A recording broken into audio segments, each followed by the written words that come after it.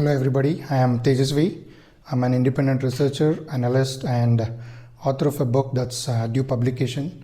My area of research is geopolitics and it spans over 10 years. I've introduced myself and my research in a separate video. And today here I am specifically to talk about why we have to build consensus at the global level outside of the existing institutions. There's a reason why I say that, and as you all know friends, the world has experienced a phase of relative peace over the last 70 years. Of course, there have been conflicts, but it's all limited to certain pockets, something that didn't disturb the whole world. And this era of relative peace is about to be disturbed, and for a host of reasons that is. And I will touch upon those reasons. Before that, we need to understand that people, media, and the governments tend to think that there are many institutions of repute which were built in the past. And there are treaties, and then there is United Nations. All of this put together is really going to resolve the conflicts of the day and save us. But we are a little far from this. The reason why I say this is because these institutions which are built little after World War II were either built by the capitalist bloc, the communist bloc, and it was either favoring the East or West. And these institutions almost always had the tendency to protect and promote the interest of one country or one set of countries over the others. So this kind of a differential treatment is very difficult for countries to assimilate, and in today's world countries look for parity. And these institutions, not only they're old, but they have a certain dated approaches which may not work in today's world, especially if we are heading towards a major conflict. And with respect to treaties, you should understand many treaties have failed in the past, and a little research on internet will tell you how many treaties have failed, and it's also an indicator of how many more treaties can fail in future.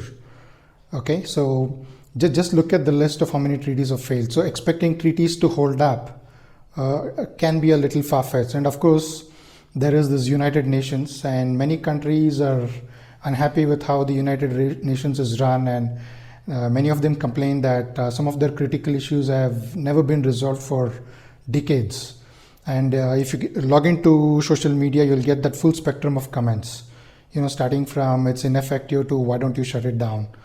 So social media apart, United Nations has the system of vetoing where one set of countries have more power over the rest, and this kind of a system probably may not hold good when we are heading towards a major conflict. So and also over dependence on United Nations is not a good thing, and it's possible that United Nations could fail in future.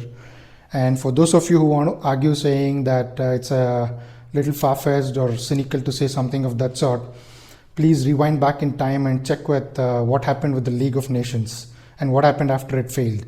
So consider all these factors, friends. And today, if you see, there are a lot of factors that are causing stresses in the global system. And there are major factors, and there are many other contributing factors. One of the major factors is East is slowly rising in terms of power. Of course, East was always bigger in terms of economy and the trade it had back in the day, say 200, 250, 300 years back. But of course, then the West colonized, and then the world is reconfiguring right about now, where the East is slowly rising. You look at any parameter. When I say East, you mainly look at China, India, and of course, all the Southeast Asian nations for that matter. You assess it for GDP and compare it with the kind of GDP that was there a little after World War II and where they stand right now. In fact, you cannot even compare. GDP is just one factor. If you look at inward remittance, it throws up really huge numbers. And then if you look at the skills, qualification, and the education levels of people, even that has grown by leaps and bounds. And then if you look at the defense spending, again, that has increased. So look at it and analyze, take any parameter and analyze. The East has grown in strength and it continues to grow. And also demographically, if you see, India is the youngest country, and China has significant skilled manpower. And if you look at the West, it is saddled with many issues like immigration, population crisis and all. I'll get to that. So basically what is happening is the West is looking at this as a challenge. Of course, East is really not trying to challenge the West. They have different challenges themselves, feeding more than 1 billion people in China and India, so on and so forth. But West somehow looks at this as being challenged. And the second thing I want to touch upon here is look at the weaponization. When I say weaponization, a little after World War II and now, and look at it with respect to the sheer quantum of weapons, the sophistication and the spread. Okay. When I say quantum, of course, when the defense expenditure increases, obviously the countries tend to purchase the best weapon systems available, and the sheer volume of it. Of course, US of A is the biggest spender on defense, and it beats every other country, and with a huge margin at it. And here, quantum of weapon is one aspect, and the other aspect is the sophistication of it. The electronics and the extent of electronics in weapon systems was very low around World War II. Today, if you see, the weapon systems are highly sophisticated, and of course we have a lot of satellites to control these weapon systems. And then the spread, of course, if you take US, it has a lot of aircraft carriers which can really reach to any part of the world, and NATO as such is spread all around Europe. So that gives it significant spread. And if you look at SCO, when I say SCO, I mean a combination of China, Russia, and India. Of course, SCO is a potent organization. West may not acknowledge it right now, but SCO is potent, and it is getting more potent by the day. If you see, Russian weapons are spread from Europe on one side all the way up till Alaska, and North Pole till about Kazakhstan. And if you take China, it spreads from Korea till about South China Sea and very deep into South China Sea with all those new islands and everything. And if you take India for that matter, the spread is from the Himalayas to deep in Indian Ocean. So it's not just the quantum or not just the sophistication, it's even the spread. So this weaponization, if you see, you'll know that in case a conflict breaks out, what can possibly happen with this level of sophistication and this kind of a spread. And then, of course, there are these geopolitical realignments that we are seeing. For example, Turkey is purchasing S-400 missiles from Russia.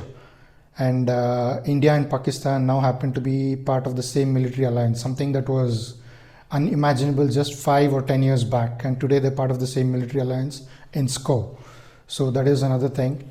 And many of the individuals and institutions who partnered with the West in the past are slowly trying to distance themselves. For example, if you take Aung San Suu Kyi, the Nobel Prize winner, who was seen as a friend of the West, ally of the West for a very long time. Today there are calls to take back the Nobel Prize. So these are some of the geopolitical realignments that we are seeing right now. And there will be few other geopolitical realignments just before the conflict probably, and there will be realignments during the conflict. And this kind of geopolitical realignments are very dangerous, and this is what throws all your calculations out of the window. It twists all your equations and throws up a lot of uncertainty. Apart from this, you have other stress causing factors like trade war. Today, if you see any capacity or any infrastructure or the supply chain that is built in any country, it's based on the assumption that there is going to be unending trade. So once there is a trade war and tariff war and everything, once it kicks in, we have underutilized capacities, we have unutilized supply chain, probably a broken supply chain or a not so effective supply chain. And we can already see this trade wars happening, causing losses to the tune of billions of dollars. And then we have this immigration crisis. For the large part in Europe, where all those people from war-torn countries in Middle East are rushing to European countries, and there are immigrants from African countries getting into Europe. And Europe already had a problem with respect to population, where many countries the population has fallen below the replacement levels. Now you add immigration to that, the demographic of many of these countries are going to change forever. And this is already causing stress and probably will cause more stress in the future.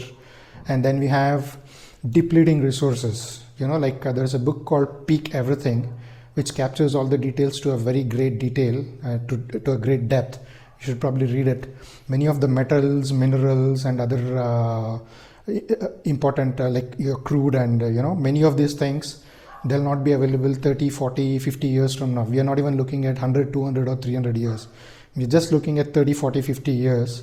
So this depleting resources can lead to rationing at first, and then it is going to lead to resource wars. And these resource wars are already predicted if you read some of these books. And of course, there are a lot of detail. You can get it on the net. And of course, there are the sanctions. Of course, Russia is one country which is sanctioned significantly. Now the sanctions are going to come on China, and it's going to come on India, and looks like many more countries are going to be sanctioned. And this again is going to cause a significant underutilization of built up capacities. Okay, so and see, all these are stress causing factors. And if you look at the major factors like the rise of East and geopolitical realignments, the weaponization, and all these other stress causing factors.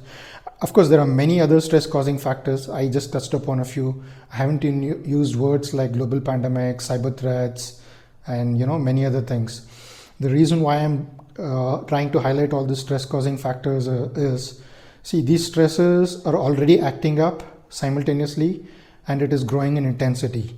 So just imagine what happens when the stress levels increase to an extent where it really blows up into a major conflict. That is where the institutional failure actually comes into picture. If these institutions fail and are not able to prevent the conflict at the right time, it can have catastrophic consequences. In reality, if you really try to understand, the war in itself is not a problem. The conflict is not the problem. Not being able to retract from a war, not being able to retract at the right time is the real problem.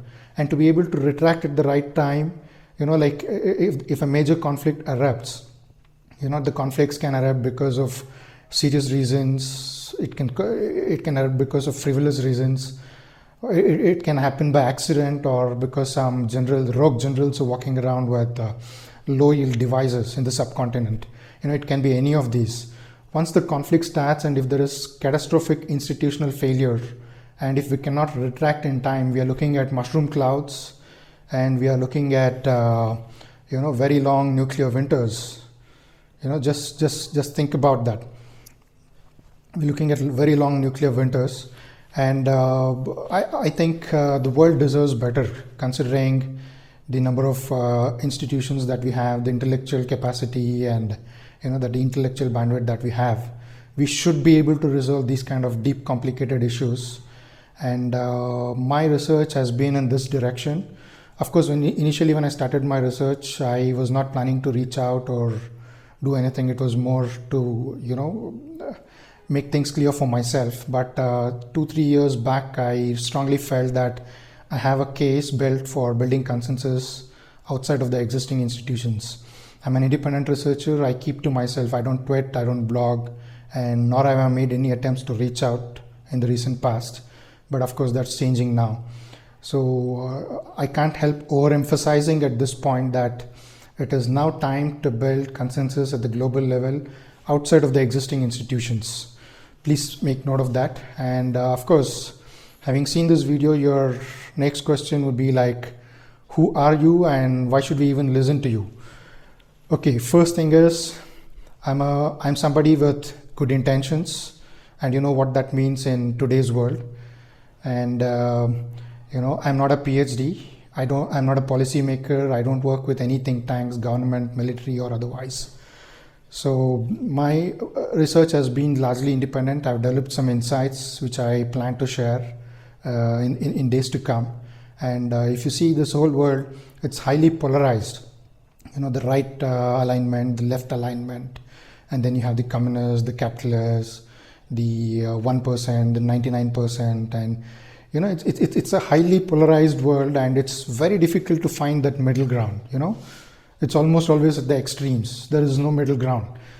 Very consciously, I've tried hard to be on that middle ground, solely with the intention of establishing this consensus and working towards larger goals. And so it's basically good intentions, okay, and the research to back me up, and the middle ground. So good intentions, the research, and the middle ground. That should tell you why you should consider me. Of course, there's a lot of detailing that will follow this video. You can go through it. And I strongly felt that, like if you take your car or SUV out, it is always there with a spare wheel. Like if you end up with a flat tire, we change the tires and continue with our journey. And if you look at this passenger planes, they have this hydraulic circuits which will manage this landing gear. And typically they have three circuits. The primary circuit, if the primary circuit fails, the secondary circuit kicks in. If the secondary circuit fails, if both first and the primary and the secondary circuit fails, then the alternate circuit kicks in. Basically, it ensures that the hydraulic landing gear always works without failure. And this kind of redundancy is what we are building into an aeroplane, a passenger aeroplane. Now imagine what kind of redundancy we need to build into the global system. I see that kind of redundancy is missing, and that is why my research is geared towards that. Of course, it covers a lot of other things as well, but here I'm focusing on that global consensus outside of the existing institutions. And I was thinking, what is the best time to build this global consensus? Think about it.